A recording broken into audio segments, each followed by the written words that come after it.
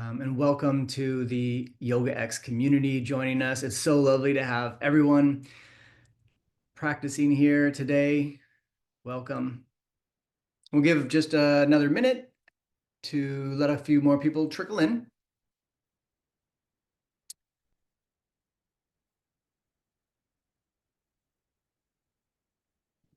Check in. Okay.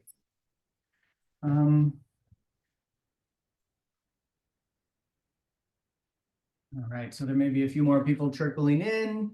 We'll check to see if anyone comes in. If there's a mic that pops on, I'll do my best to grab that. We might have a little support with that as well. But welcome everyone to Yoga for Health and Resilience, Session 3. This 10-week series of 90-minute classes is offered through Yoga X, a special initiative in the Department of Psychiatry and Behavioral Sciences in the School of Medicine at Stanford University. This evidence-based protocol is designed by Dr. Christiane Brems, who is clinical faculty and the program director at Yoga X. My name is Gino Carvalho, and I am the program manager at Yoga X, and it is my pleasure and my honor to guide you through this practice. Today, you may want to have a little bit of wall space. We've been playing a little bit with wall space, and today it'll be particularly helpful. We would really love to have a couple of blocks, and if you don't have blocks, you might use a roll of paper towels or a stack of books or a chair. It'd be nice to have a blanket to soften the floor. And today we'll also might use a strap. You don't have to use a strap today. If you don't have a strap, you could use a belt. You could use a small towel, a dog leash. Belt from a robe might be nice and soft. So take a few moments to gather a few of these things. If you have a bolster as well, that would be really nice, but you might use a pillow. You might use a couple of blankets. And as you take a few moments to gather all of our toys, all of our props to play with and support us through our practice, begin to arrange your environment in such a way that allows you to start to settle with a little bit of organization, a little bit of order.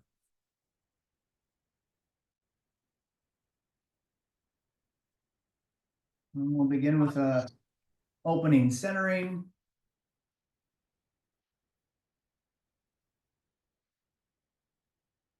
Take a moment to ground us into this present moment, in this place, wherever you are, and into this community. And once you find the seat of your choice, that could be a chair, it could be a yoga block or the floor,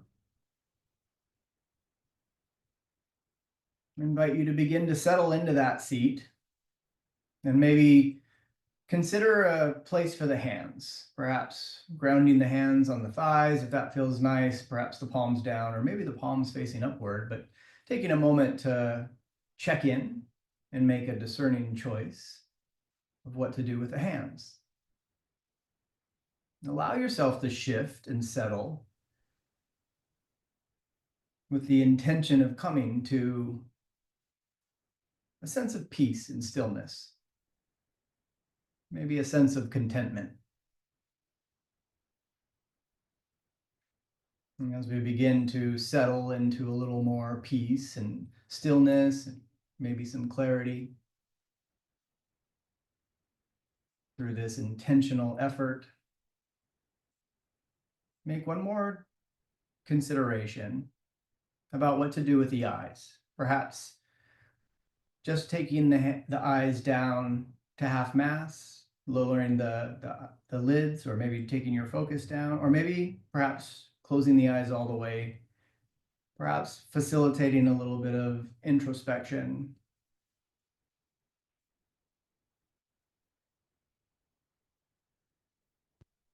And once you arrive in your seat, once again, I invite you to check into all your layers of experience. I invite you to meet these layers of experience in this moment exactly as they are. And as you begin to turn your awareness inwards, take a moment to notice what the physical body and this physical experience is bringing to the mat, to this moment, and just accepting whatever that is, inviting the body to fully arrive as it is. And with that acceptance, inviting a sense of grounding into this moment with peace.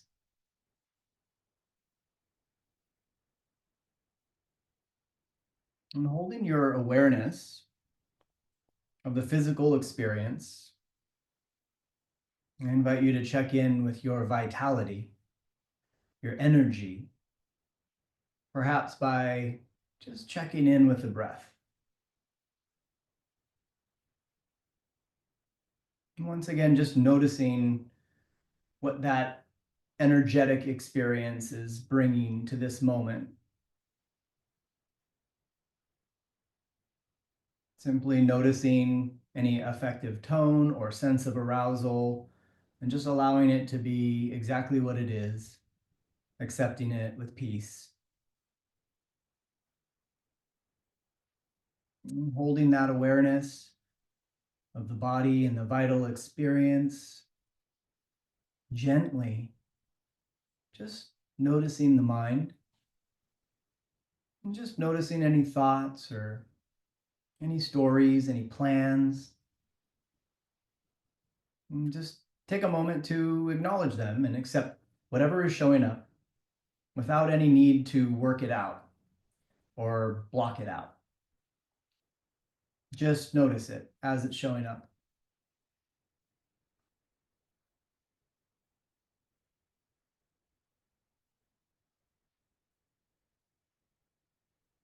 And as you observe the body, energy, and the mind, tune into this inner witness, this wise, intuitive self.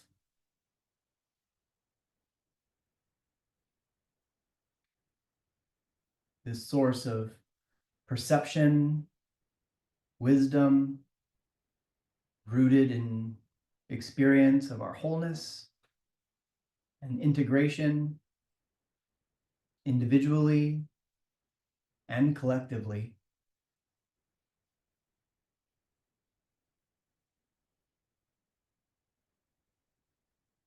And holding that awareness, I invite us all to share 3 breaths together as a community, and allow these breaths to be uniquely your own in length, in quality.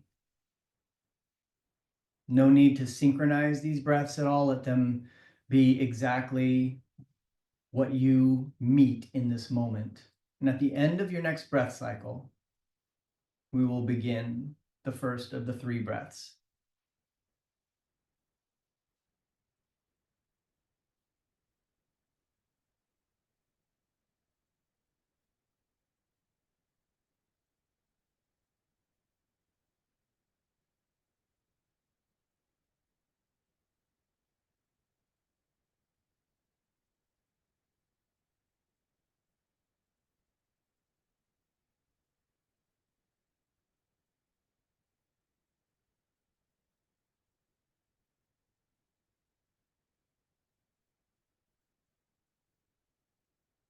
Once you've completed your 3rd round of breathing, I invite you to bring your hands to heart center if that feels auspicious for you.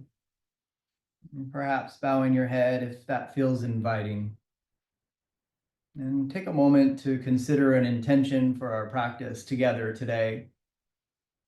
Perhaps it's an intention that you have been working on. Maybe something that you are exploring. Maybe it's something that's not verbal, transverbal, preverbal, just a feeling, just a sense. And if nothing's coming up right now, just taking a moment to hold space for anything that may arise during our practice today.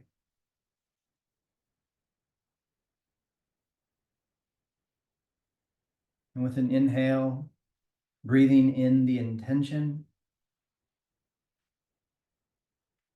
And with the exhale, sending it out.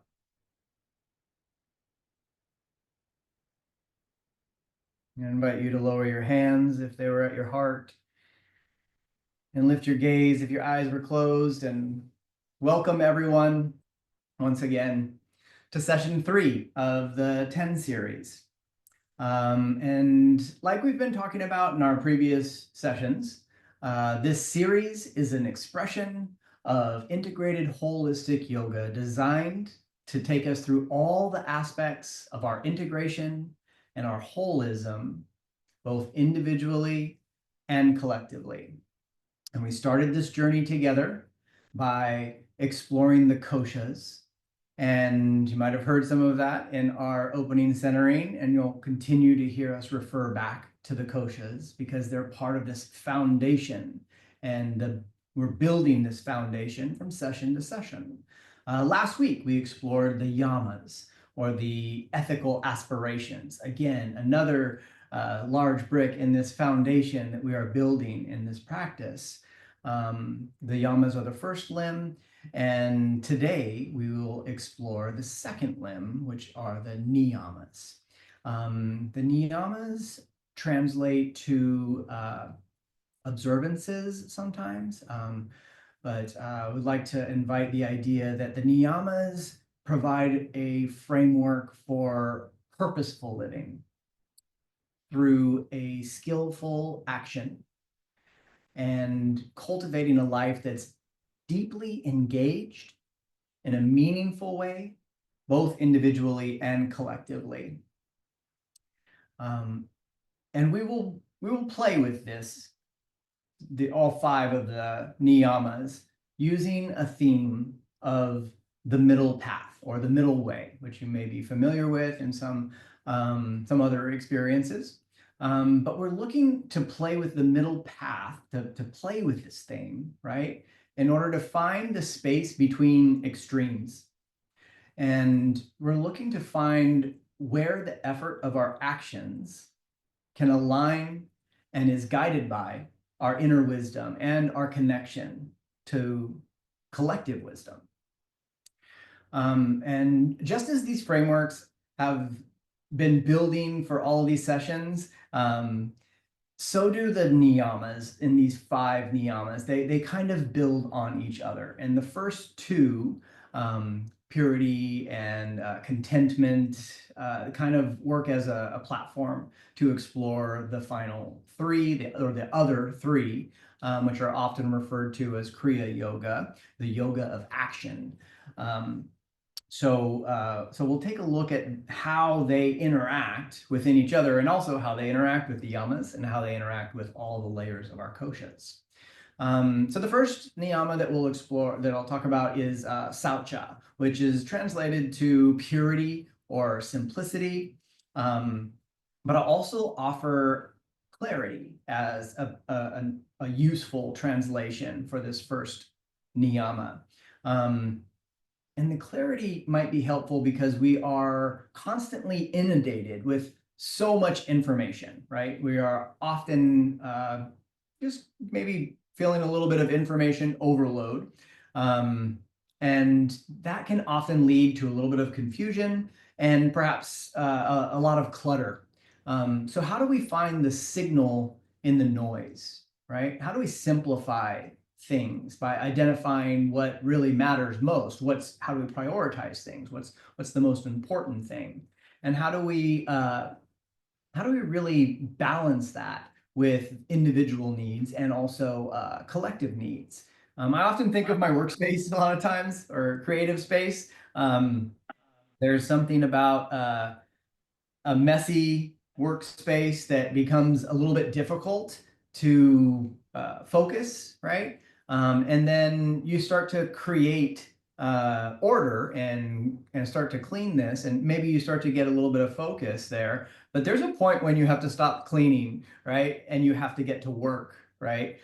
So looking for the middle way, right? What kind of purity, what kind of simplicity, what kind of clarity can we facilitate in order to be able to engage, to get to that next step without getting obsessed with just the act of purifying or forming clarity. The next niyama that we'll discuss is santoja, which is also translated as contentment. And this is about allowing what is to be as it is, and finding peace and acceptance, looking to find a balance between attachment or maybe even desire for things to be different, with being disengaged from investing in how things can transpire, right? So we're looking for that balance, the middle way between apathy and obsession, right? So finding that contentment, but not necessarily being complacent. The next niyama, now we're getting into the Kriya Yoga, the yoga of action, right? That is tapas. So tapas is translated into or interpreted into this idea of discipline or effort or the fire. I often feel a very strong association with the translation of or interpretation of fire. The fire that really kind of fuels our will to act, that fuels our drive, that fuels and contributes our pursuit for growth, but also considering that as a fire that is sustainable, a fire that is enduring, right? Can we cultivate a fire without experiencing burnout, right? So still looking for that middle path. And the next niyama we'll talk about is svadhyaya. Svadhyaya is self-reflection or self-study. And I like to think of this as involved, so in an engaged, involved personal introspection on experience, but it's also incorporating not just our own personal views of that experience, but it's incorporating the guidance of mentors, our inner circle, our teachers, right? So it engages us in reflection that includes challenging our beliefs and includes challenging our perspectives and engaging in critical thinking. So the idea of self-reflection and engaged introspection, but also very aware of our collective and how we fit in, how that introspection fits in to action. And the final niyama that we'll discuss is Ishvar Pranidhana. And this is the idea of surrendering to something greater, or the trust in our own sense of purpose, trust in our own wise self. You can think of this as living in alignment with our higher purpose, but it doesn't necessarily mean that we are following any purpose or cause with blind faith or to the detriment of our own well-being, right? All of this foundation has really been about cultivating our own well-being, both individually and collectively. And even though there is an element of surrender, it's really going through the lens of cultivating our own well-being, not at the expense of our own well-being. So we're really looking to find the balance between not overextending ourselves, but still noticing how our own actions relate to and align with a greater good, right, to our collective. And one of the ways that we can describe this, and that is often explored in yoga, is as we find this middle way, as we work in this yoga of action, right, it really is skill in action, right? Having this skillful approach that we work on our mat, that we work in our practice, but we also apply off the mat, that we take into our communities and into the way that we walk through the world. So I'll invite you today to consider that middle way, to consider playing with the balance between effort and ease, but still to play with the edges as well, and noticing and using that experimentation with edges to find our center, to find the middle way.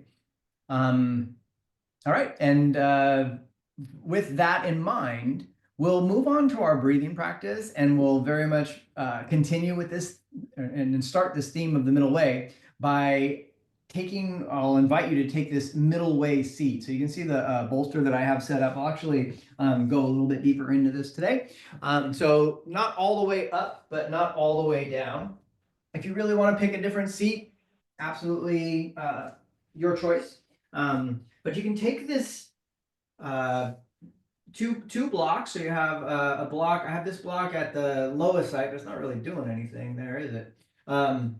But taking a moment to find stability with those two blocks and just noticing where the spine feels grounded and aligned on this bolster. You may or may not want to use a pillow in order to find that. And we're going to invite a position or a shape with the legs that invites a little bit of opening here.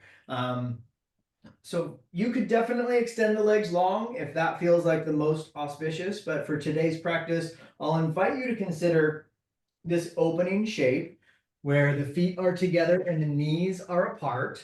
And you may use another set of blocks here to help support that. You can also take a blanket. This one's a little bit too small right now, but you can wrap a longer blanket like this one around the shins, and maybe that will help to provide a little bit of support. But a yoga block, you could use a pillow here in order to allow for this opening to be open, but not too open, something that you can endure, finding that middle way with that shape. So as you come into this reclined position, also consider a middle way for your chin so that we're not too wide open in the neck and we're not propping a pillow up to close off the throat. So just taking a moment to check in with those little nuances of how to set up for this breath practice, and doing that using our little theme of the middle way today. And once you find that seat, I invite you to begin to settle in.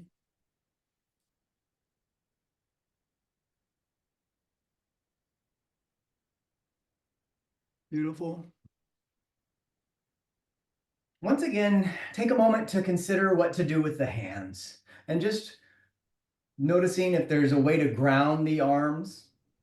Perhaps that just means by finding a place on the thighs, or maybe there's another prop for that. Once you've been able to ground the arms, once again, consider a choice for the eyes. Maybe taking a moment to intentionally choose to turn the focus inward, or maybe just let the eyelids close halfway.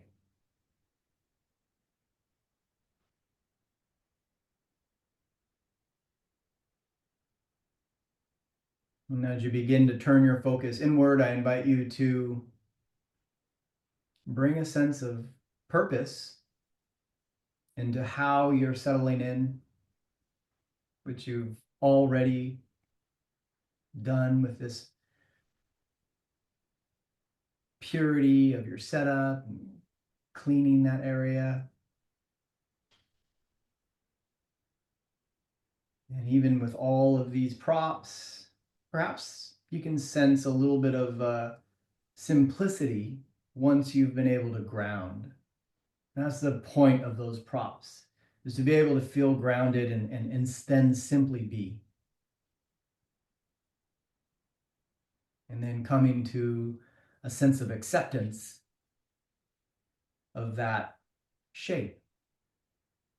Just accepting it exactly as it is.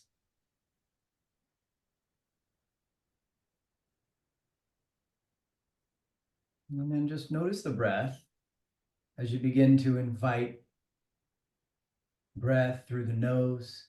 If it's not already there, just taking a moment to bring awareness to the nostrils and invite a natural cycle, a natural journey through the breath.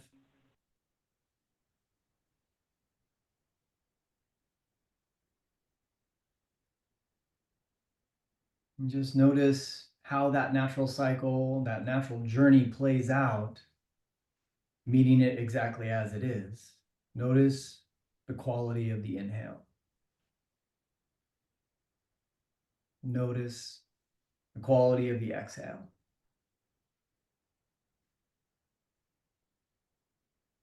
No need to change that. Just meet it as it is and be really curious. Cultivate that sense of curiosity and all those nuanced sensations in the breath. No need to intensify into extreme, but still notice the edge.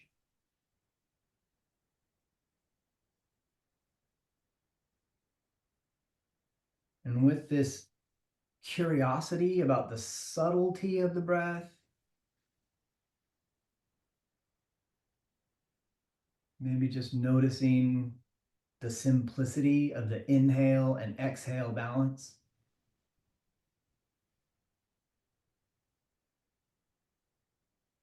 Simply watching, simply observing.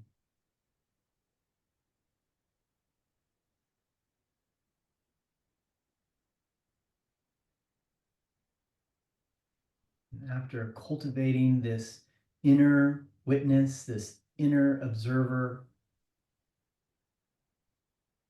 I invite you to bring your awareness to the texture of the breath and just noticing if the texture feels smooth or rough or choppy, and noticing the difference of that texture within the inhale and the exhale.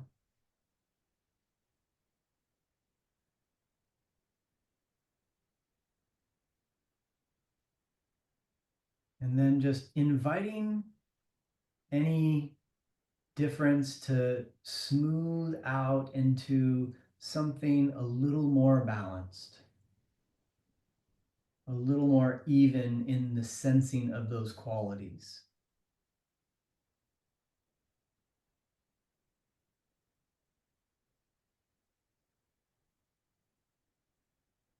Not necessarily that there's a sense of right or wrong, but just inviting the balance.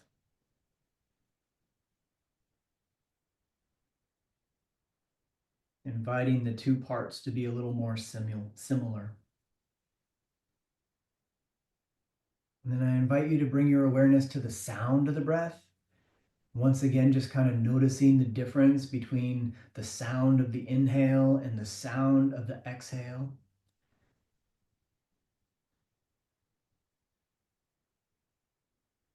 And then after witnessing and observing their natural, pure expression, just invite any difference to become slightly more similar.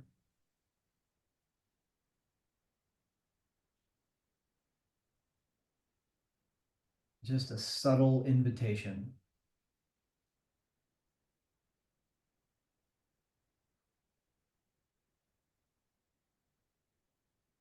And then take a moment to bring your awareness to the duration of the breath. This could be done through counting, or it could also be done through the use of a mantra, or maybe a name, or a short phrase, the alphabet. But just notice duration.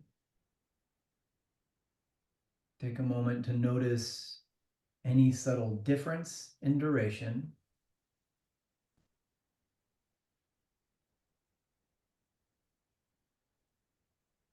And then just explore if there's a way for the two parts, inhale and exhale,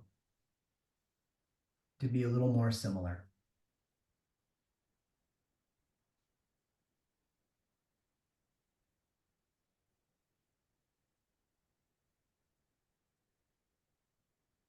You'd like to revisit any of those qualities,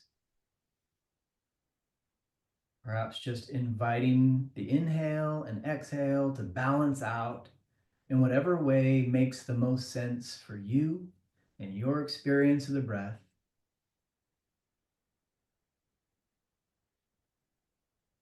Without a sense of right or wrong, simply an invitation to natural balance to reveal itself, guided by your inner wisdom without any overworking.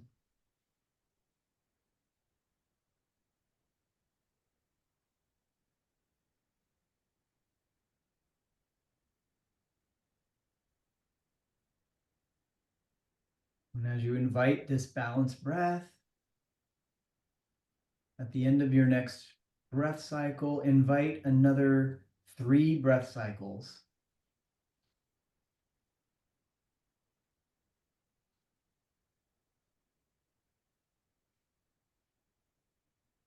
Allowing them to be simple, finding that middle path.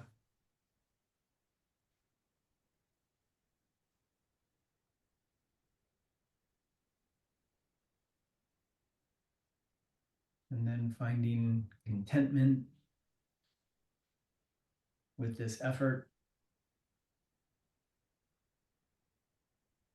Allow the breath to just return to whatever a natural breath cycle is.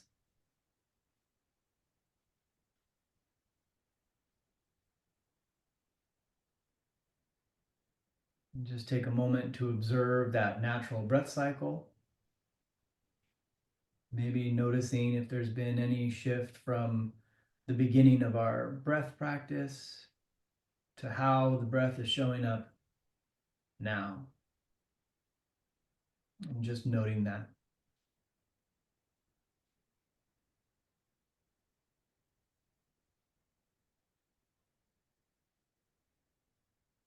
And just noticing if there's been any benefits from that effort to balance. Maybe noticing if there's a sense of ease, maybe a little more sense of focus, or even a connection to any emotional balance.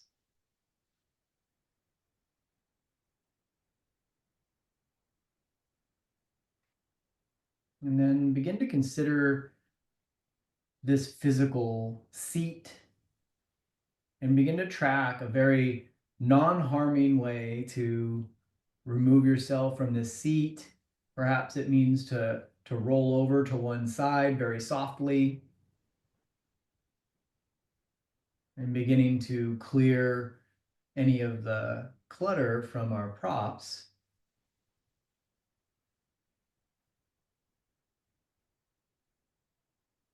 And just take a moment to find a seat on your mat or on a chair if you're practicing on a chair.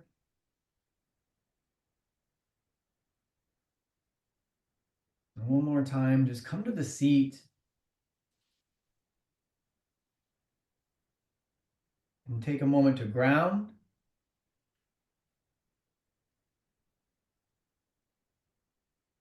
Feeling the points of contact with the floor, grounding down. Offer an invitation to extend upward, maybe noticing the very center of the tip of the crown of the head, and then invite perhaps a little bit of awareness and stability at your center.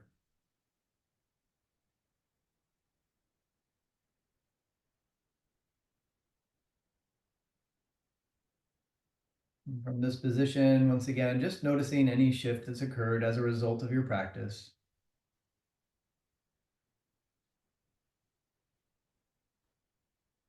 And from there, I'll invite you to take the smallest little circles with your shoulders.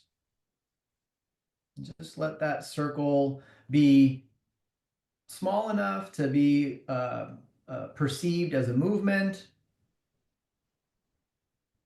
but not so big that it feels like it's a big jump from our stillness into movement. And let it slightly grow as you begin to move. As you begin to invite circulation through the scapula. If there are any other movements that want to come on nice and subtle, nice and slowly growing the movement, you can switch directions, and you can also perhaps move asymmetrically. So one side at a time, if that feels auspicious for you. Let that movement grow, perhaps playing with the edges. So if we started with a really small movement, maybe noticing where the edge of a larger movement would be. And as you explore the edges of small and large movement, start to invite the middle way. Just look for the middle spot where the humerus would come into this shoulder ball and socket joint. Notice that that middle has an upper, lower, forward, back, but also really 360 degrees there.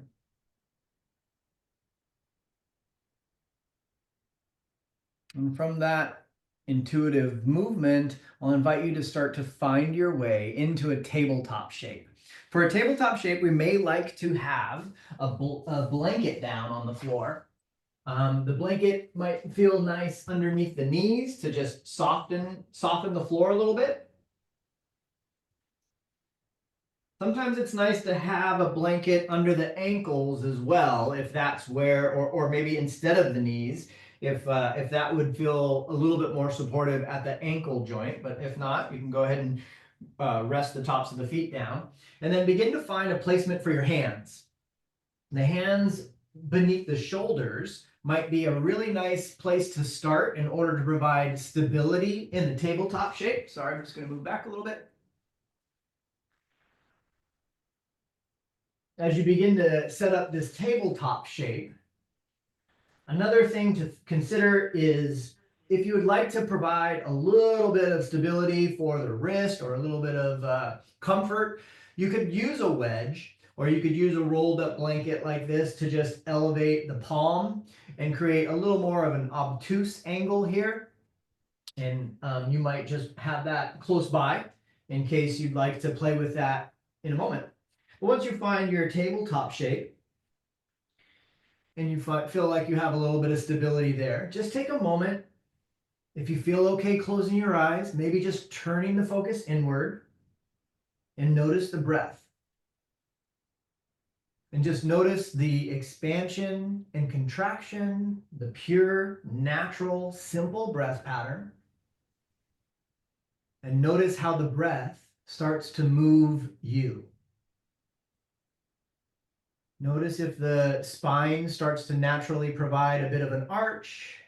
Notice if there's a natural tendency to round, and let that simple perception of the movement of breath perhaps start to guide you into a little more engaged and intentional movement.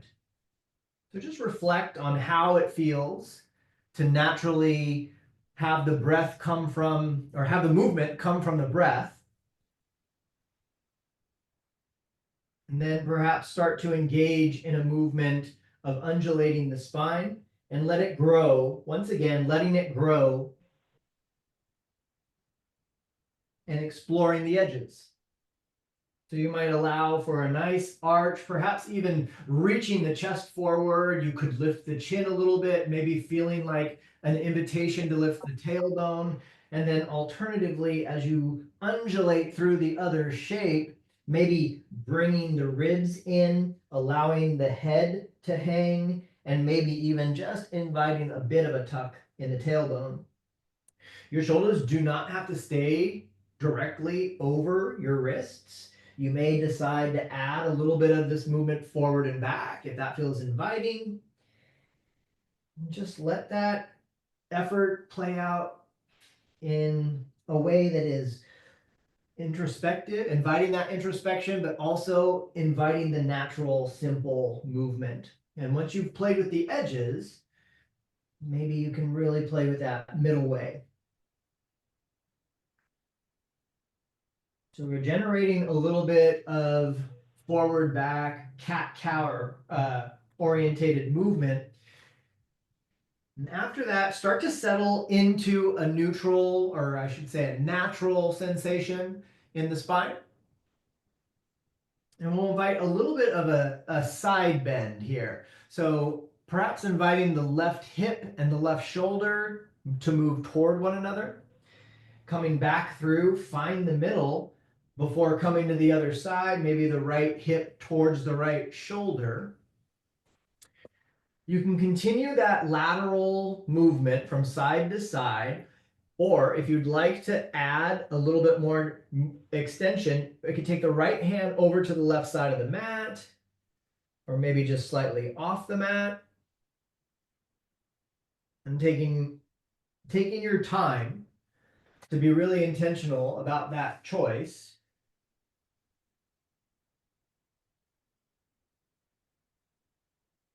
And moving from side to side, maybe 2 or 3 more times if you're taking your time. And you might be moving a little bit faster than I am. That's great. Move at your own pace, but also move with a pace that allows you to invite that introspection. Maybe moving with a pace that has fire, but sustainable fire. And once you've explored that side to side move, come back to the center one more time and check in. Notice what the middle feels like. And then we'll play a little bit with rotation. So you can start rotating just by lowering one side. So that's a nice, simple, accessible rotation here. Rotation could be as simple as just lowering one side at a time. You could invite I have my right hand behind the head, and I can invite even more rotation. And then perhaps coming up, noticing that there might be a little bit more resistance as we reach up through this extension, or not. So you can come through this rotation with the hand behind the head, or you could extend the arm and perhaps have a movement that feels a little bit more expansive, still stabilizing on the arm that is stationary. Take a moment to play with the rotation that works best for you.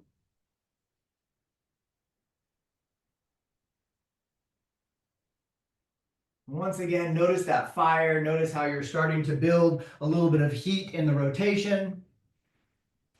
Take a moment to come back to center before switching to the other side. And just note how one side may have one story, so the other side may have a really different story. And then just kind of notice how to take care of that difference. Noticing how to invite a little bit of similarity from side to side. And once you feel like you've balanced that rotation in each direction, one more time, come to center. Notice the center of the spine. And then we'll take a moment to just rest the wrists and just check in with them if they need the rest. If not, you can stay there if you want. You can go into floated tabletop. But taking a little bit of a shake with the wrists can be really good for the joints. You can make a few fists and open up the hands. We played a little bit with massaging the feet last week. So think about taking care of the hands as we start to work with a practice that has us using our hands a lot like we use our feet, especially when we get into planks and we get into down dog and inversions. Think about how you can ground in there and take care of the wrists with any of the wedges that feel good there as well. Okay, so when you're ready, come back to this tabletop shape. Coming into all fours one more time. I'll invite you to lift the left knee, and one more time make that little circle. I like this idea of this circumduction movement. It's kind of the shape of a cone, right? It's a ball and socket joint. So I can make a circle almost with the knee. And in a way, when you draw that circle, well, you can get an idea of there being a middle. And after you've taken a little bit of time to lubricate that joint and that circle, I invite you to reach the left knee up into this kind of fire hydrant shape, and then let it come back down. And just take a few more of those lifts, opening up and just kind of being curious about the edge. Play with the edge. Maybe you can feel that they're building a little bit of fire. And we're looking for that fire without a burnout. Something enduring, but something that's an edge. Take about 3 or 4 of these on one side. Might notice where that, you have to stay there a little bit to notice the edge, notice all of those sensations. And then gently return back to the center and come back to check in with all the layers of experience. Notice if the breath has changed. Notice if there's a little story about that move. And then when you're ready, setting up on the other side, knowing one side has a different story. And take a moment to check out the circles in each direction. Let them grow a little bit bigger toward that fire hydrant shape.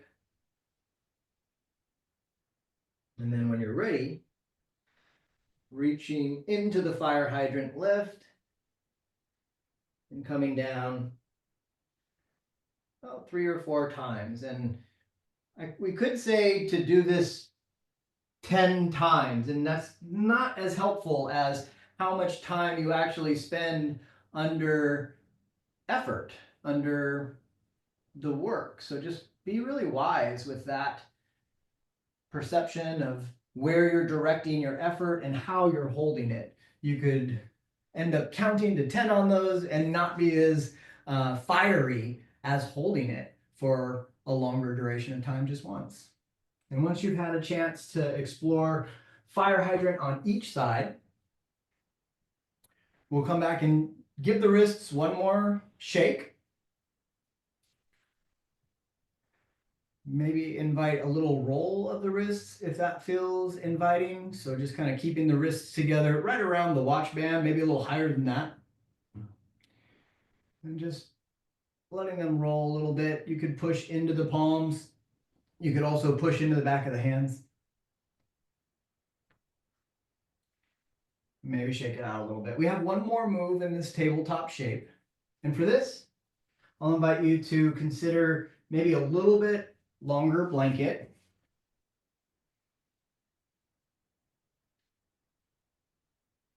I'll invite a nice wide knee print here. So as we come into this kind of frog shape, that softening of the floor can be really, really helpful, especially because it'll invite a little bit of movement here. So from that open hip position, you can decide where you'd like to place your hands, and then maybe invite a little bit of forward back opening. This could be really small movement.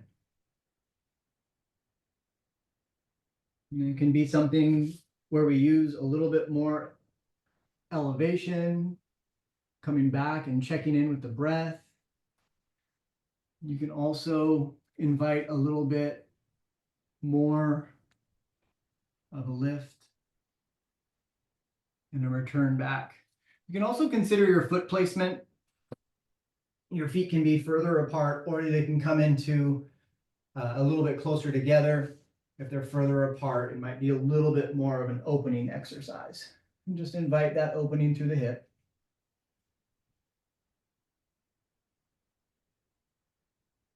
Once again, just notice if you have any story about this.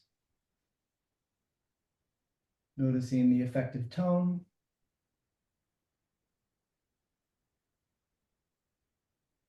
And when you're ready, very gently and with care, supporting your return back into that tabletop shape.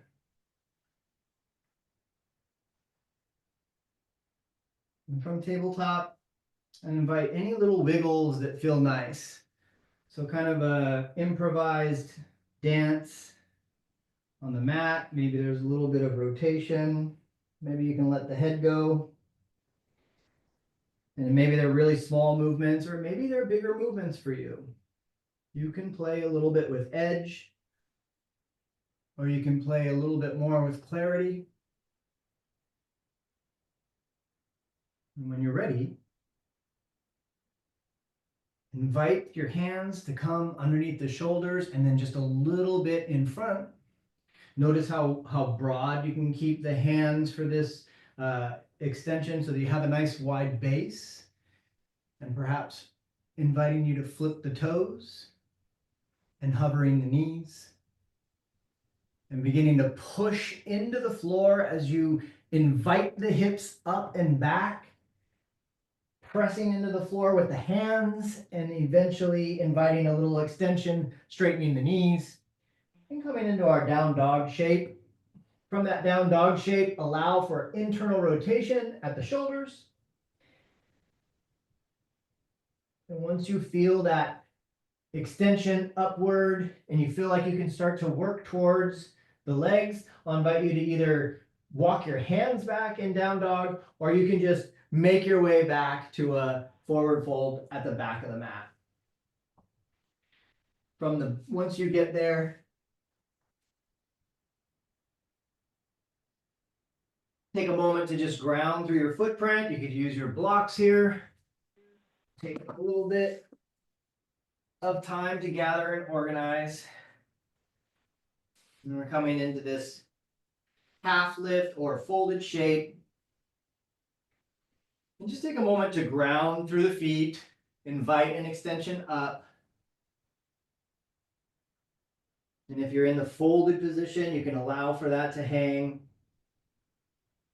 Once you feel grounded in the feet, take a moment to intentionally come to a half lift, and then find the strength in your legs, and then invite a press down and rise up, coming up into your standing shape. Coming into a moment of perhaps inviting the hands up and taking a moment to reach up and invite the hands to fall back down. And from here, just take a moment to find a mountain pose. We will be playing with some wall space, so that's why I made the way to the back of what is the back of my mat. But take a moment to make sure you have your blocks nearby, a little bit of wall space nearby, and then we'll find that Tadasana, mountain pose.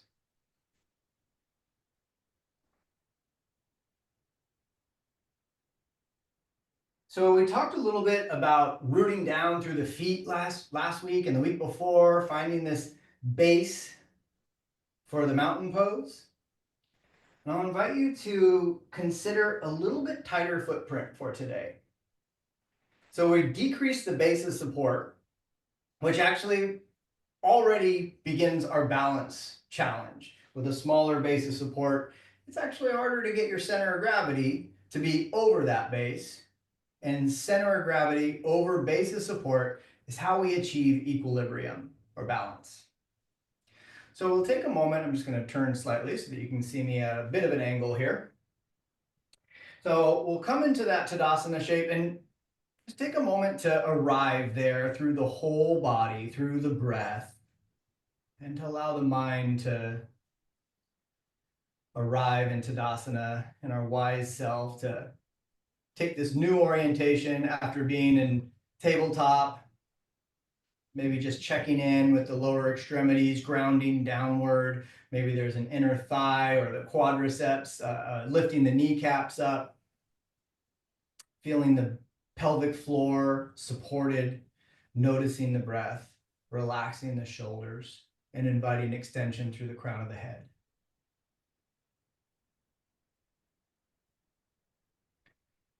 And from that tighter base, I invite you to pour your center of gravity into the left leg and let the right leg start to get a little light. Perhaps lifting the right heel off the floor, noticing what that shift feels like, coming into a asymmetrical load, so just that left side loaded. And then start to play with the idea of lifting the right leg, maybe lifting the right knee. If you have availability to come and hold the knee in this position, you can hold it. Alternatively, you can take your strap and you can use the strap to hold the knee. And we're here against the wall, so definitely can use the wall to help provide some of the stability and maybe just playing with the edge of sometimes being on the wall, but sometimes coming away from the wall if that's available as well. From that shape, after coming into this extended shape and inviting the knee to be high, start to invite the knee to come out into that fire hydrant shape that we played with. Grounding down through the standing leg, reaching up, finding that middle stability. And if it's available, reaching the right foot towards the left leg, wherever it lands. So maybe it's just right here. Maybe it's here. And that's a great balance. You can consider coming up to the calf. Maybe avoid lateral pressure on the knee directly, but you can always take your hand to find this place in the inner thigh. And notice if the force coming into the thigh is met by something that's really intuitive, meeting that directional force, finding the middle way, finding the stability. A small base of support with a center of gravity that's kind of changed its shape. Just take a moment to find and play with your edges here.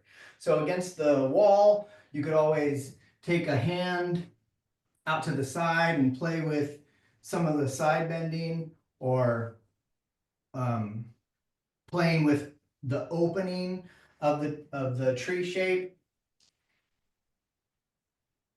And from this position, you can always find stillness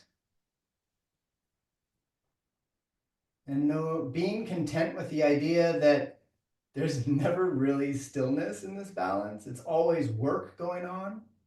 And maybe that's the case more often than we think.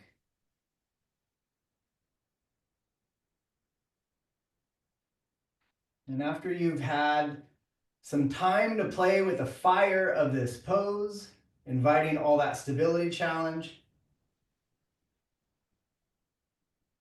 begin to stay with whatever effort got you here as you come out. So if the leg is up into the thigh, can you gently release that and begin to go through the similar stages to come back down? And just playing with the enduring fire. Eventually, coming back to a Tadasana shape. Maybe if it feels nice, shaking out either leg, depending on which one you might have started with. And after shaking it out, I invite you to come back to your Tadasana shape. We played with starting with the feet a little tighter together. Once again, ground down through the feet, invite the stability through the legs, maybe lifting the kneecap, maybe feeling the pelvic floor, feeling the breath, and extending upward. Begin to pour the weight into the right leg and let the left leg get a little light. And from there, with that light sensation, play with lifting the knee, knowing that one side might have a really different story than the other. You kind of know where we're going. So there might be a tendency to rush through the next shape, but try to provide the balance of effort and time that provides the symmetry of our work as you explore the shape that works most auspiciously for you from one side to the other. And definitely using the wall, but also playing with your edges. And you can always consider the hand position and which hand positions, or whether or not those positions stay static or dynamic.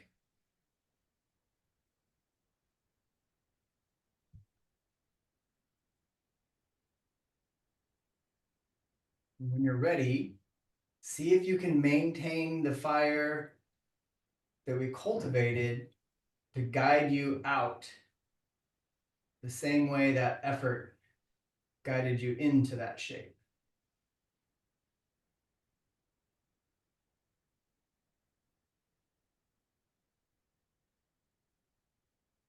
One more time, offering a little bit of a shake.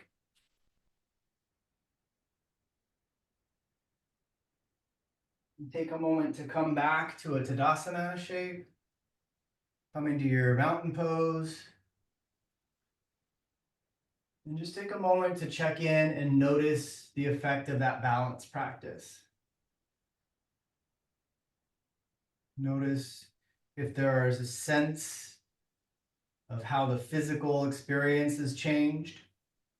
Maybe the breath has started to change. Perhaps the mind has a story, or maybe the mind has a little more focus.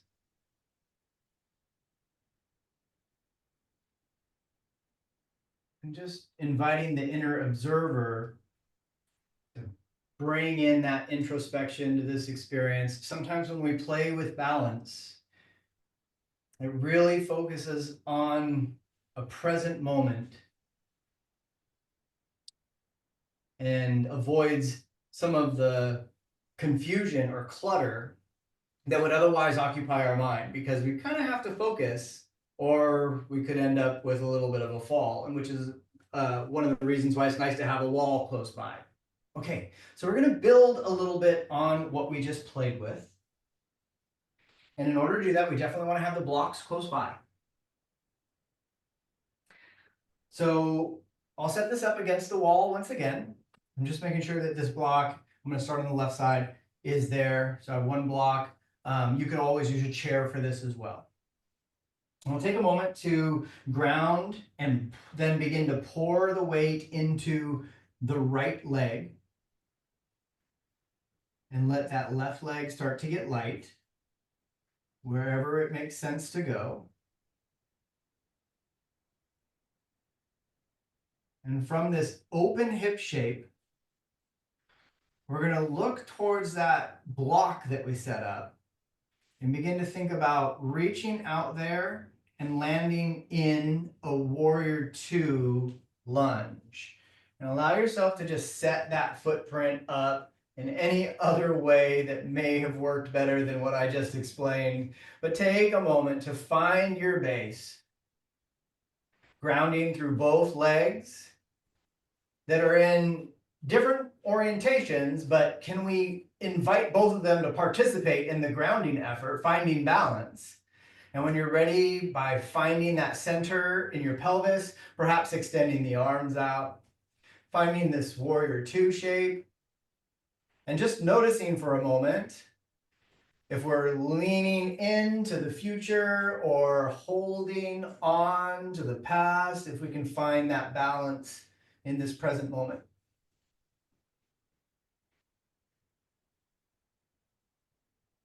And then slowly begin to invite this forward reach, allowing for the base to participate. So we start to feel a little more heat in this front leg, and maybe the left hand finds the top of the block or chair. And then invite the upper shoulder, the right arm, the right shoulder, to start to open the heart a little bit. So you can stay in this lunge shape. You can place the hand on the hip, or if you'd like to extend the arm up, that's another great option. A couple different options in this play, in this warrior two today. So you could also extend this leg into a little bit of triangle, maybe opening the arm, maybe placing the hand on the hip.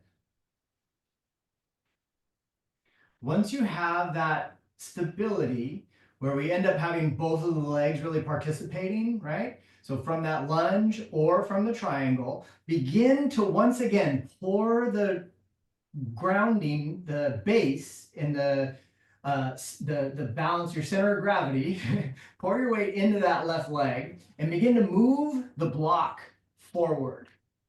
And as you move the block forward, set it down, get light in the back leg, and allow for a lift. Maybe using the wall to help facilitate that. So you can find the wall with the left hip. You can find the wall with your shoulders.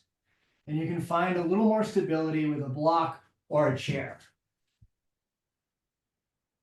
And as you come up, you can invite a little bit more opening in all the directions. If you'd like to take the hand off the block, you might play with grounding it on the floor, or you can play with maybe hovering that hand as well. Whatever feels like an edge that's comfortable to explore. Where is that fire? Balancing out, finding the middle way. And just like with tree, after playing with this for a little bit, we're going to use the same fire to come down. So just thinking about maybe a little bit of a bend in the standing leg that helps to slowly and softly land the back leg. And then consider one of those shapes once again. Maybe it was a lunge before and it's a triangle after, or maybe it's lunge and lunge, or maybe it's triangle and triangle. But from that shape, just take a moment to ground both legs, letting the hips be exactly as they need to be, not having to open them, over efforting. And then when you're ready, grounding through that left leg, press down and reach up through the right arm to come back up, warrior two. And then from the warrior two shape, you can turn the left foot inward and heel toe your legs in or walk back. And take a moment to find your Tadasana one more time. I invite you to close your eyes and check in and notice the experience through all the layers.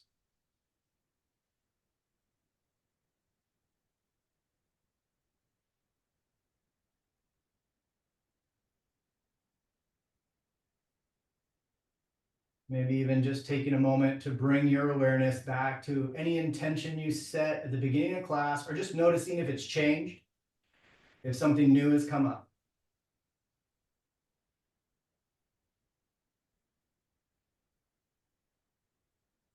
And maybe just inviting that sense of newness in the beginner's mind.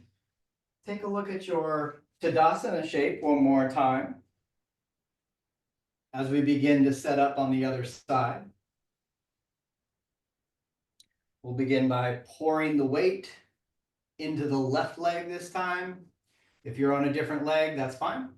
Getting light in the other side and coming into that tree shape in any way that suits you. I'm just changing my angle so that you can see me on this side. Continue to use the wall if that's the most auspicious way. Using blocks, using chairs. And then from that tree shape, just inviting this extension out, reaching forward, and then letting that back hip follow and settling into your warrior two. So we ground through the legs in a way that allows the pelvis to facilitate an extension in the spine. And once we extend the arms, can we check in to see if we're hanging out in the past? And we got some place we think we got to go in the future. Or maybe there's a middle way that we can ground into the present moment.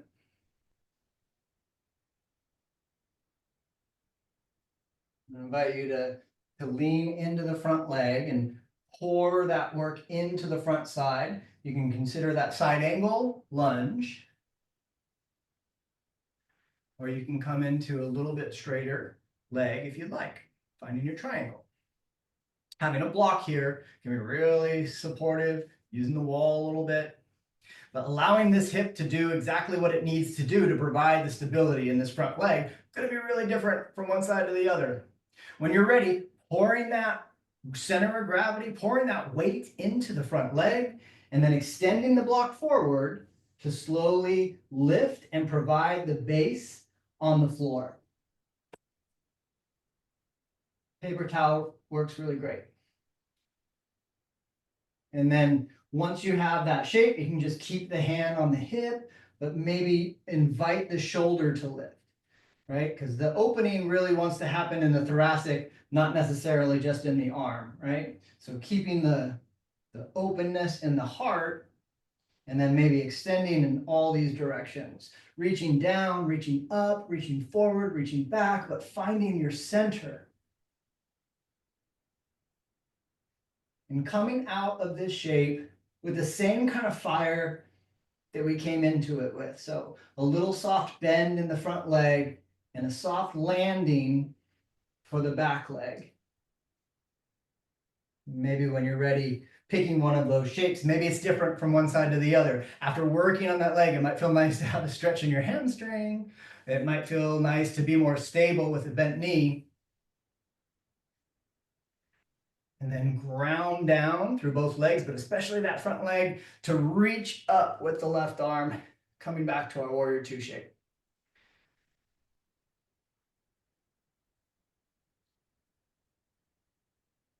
Just take a moment to notice that warrior two. And then when you're ready, bring the right foot in and come back to the Tadasana the way that it suits you best. Maybe it's heel toe, maybe it's a little hop. And one more time, maybe we're coming back to the Tadasana base that isn't involving balance, but ground through the footprint. Feel the stability of the legs, the pelvis. Maybe relaxing the shoulders down and invite that extension up through the crown of the head.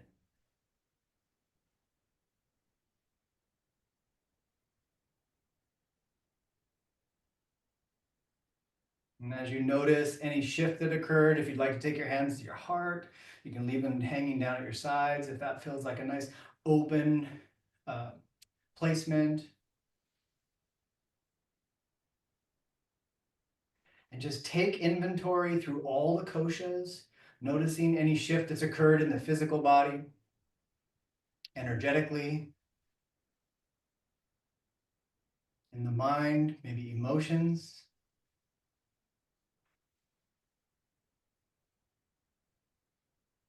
Acknowledging that inner intuitive self.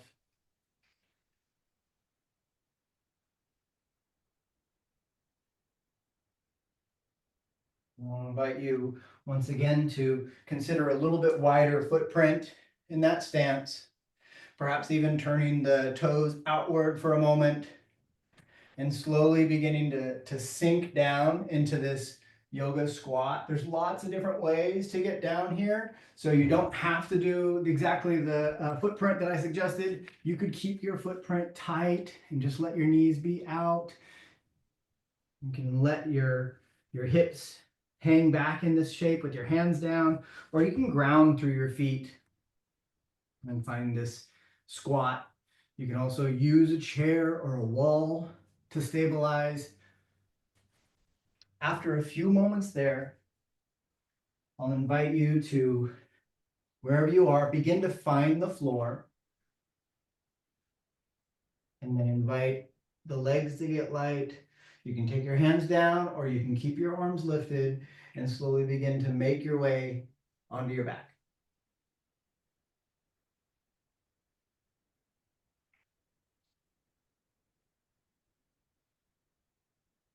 However you get there, making your way onto your back,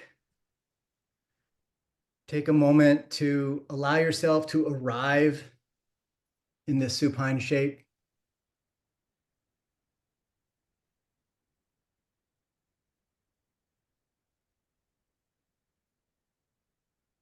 And as you ground through the spine, maybe taking a moment to ground through the back of the head, the shoulders, just notice these points of contact, grounding. Invite you to bend your knees slightly. And once again, Perhaps play with that windshield wiper from side to side. So the footprint wider facilitates a windshield wiper with a little bit more obtuse angle. And if your knees are together or your feet are together, well, then that's a rotation that takes place a lot more in the spine. So if you choose one or the other, just take a moment to reflect and check in on that choice and see how it serves you, see where the effort is, see if it aligns with your purpose.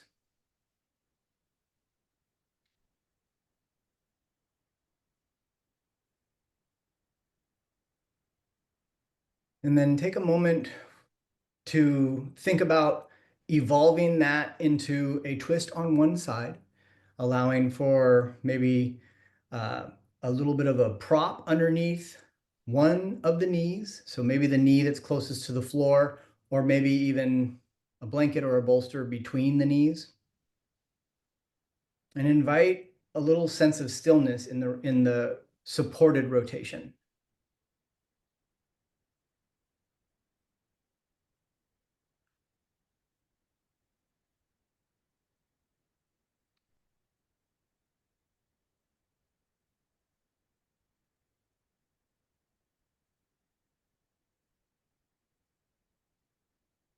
From that rotation, from that support,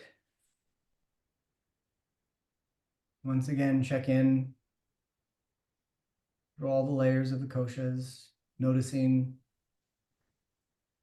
in this cool down how the change is evolving physically, energetically, mentally. Notice if you can still keep the mind here in this present experience without knowing or thinking about the next thing. Perhaps staying really curious and being content right where you are.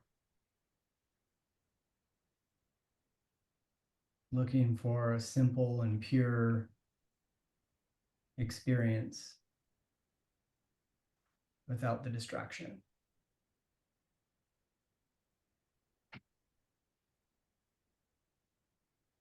Making just enough effort to allow the support to begin to let go a little more.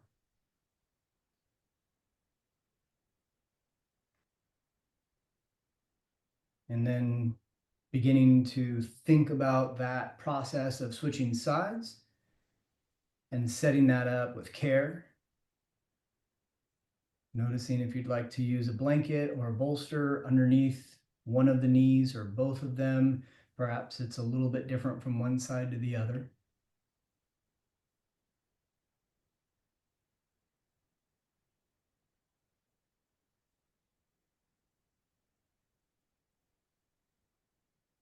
Just allowing yourself to begin to check into how you can settle into this side, inviting a sense of balance, but not getting caught up in it.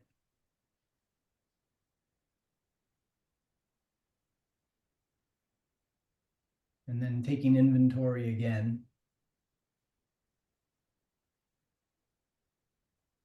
And just noticing the physical change that's occurring, the evolution that's occurring in this practice while staying in this moment. Noticing the effective tone.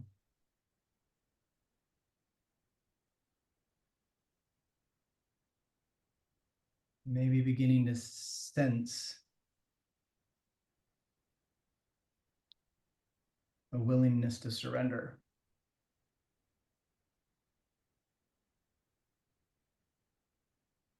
And as you begin to feel this sense of surrender, beginning to become more inviting, begin to consider the shape of your final resting shape. Maybe that's with a blanket underneath you or a bolster underneath you, or maybe if it's Nice to have a blanket over you. That might feel nice. A blanket or bolster under the knees, under the ankles.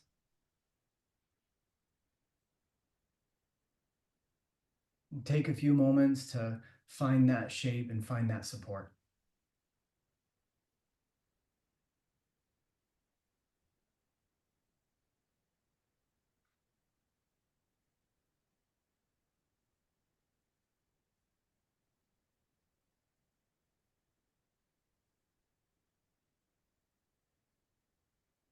You begin to let the body naturally, simply, purely settle into stillness, letting go of any need to control,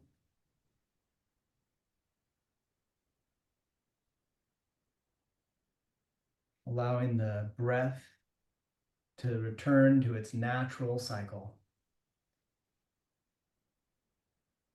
Inhale, receiving, exhale, releasing. And just noticing how the breath is a simple act of balance.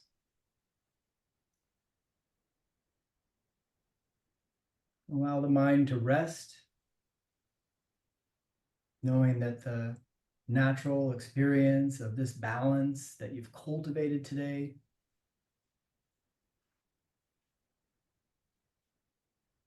this balance of effort and ease,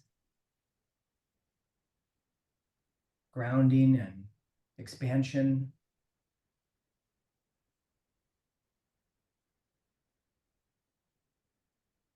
cultivating of a fire of discipline and of introspection,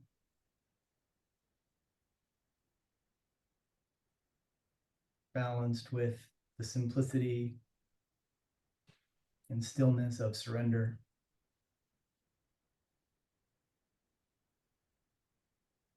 You've explored clarity and truth of, or in search of truth and meaning. And you've explored contentment, embracing this moment as it is. You've explored that fire of discipline and the preparedness to act with wisdom and love. You've explored reflection and listening deeply and intently to yourself and to the world. And now you've embraced surrender, knowing that you are part of something greater.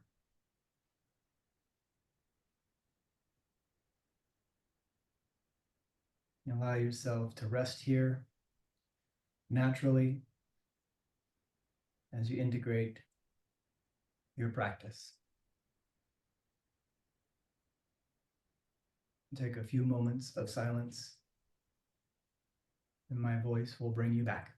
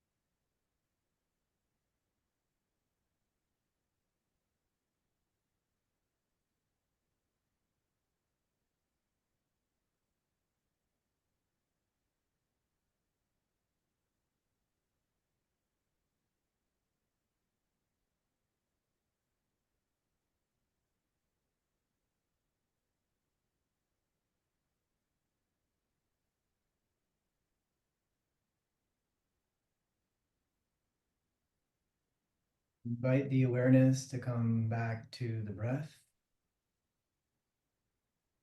Maybe becoming aware of the air on your skin, the feeling of the floor beneath you. And invite the body to engage in any subtle movements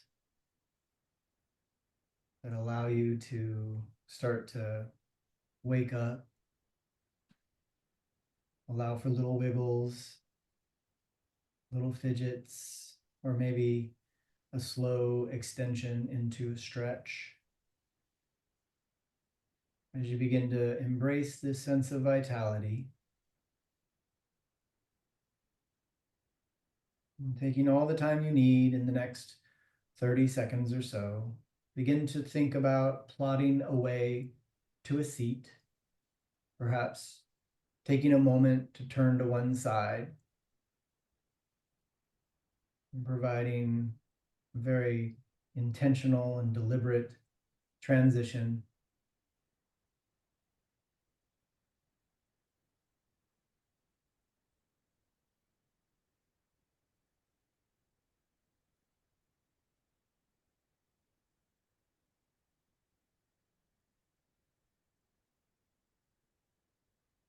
As you begin to find your seat,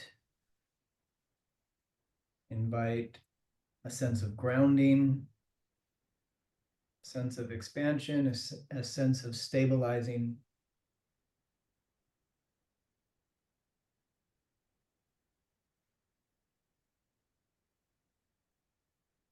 Perhaps taking a moment to bring your hands to heart center, and if it feels nice to do so, perhaps bowing your head, maybe closing your eyes.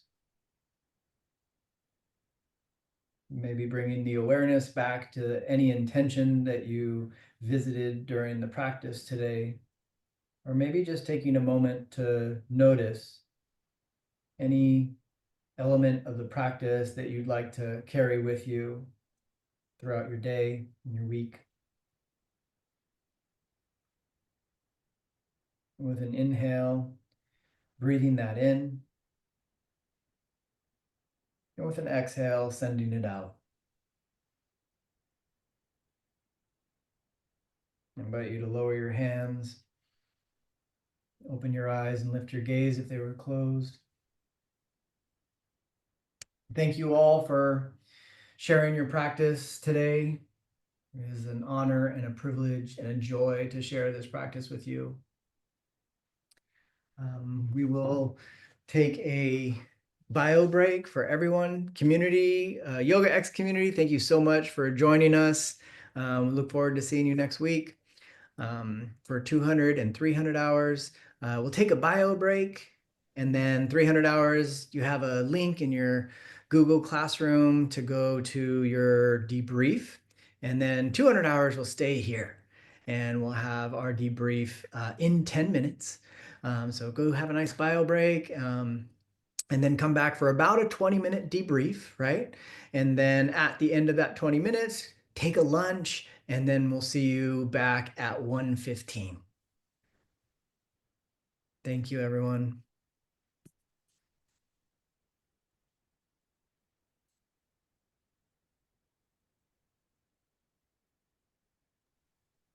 How do I get, Gino, hi. How do I get to that link?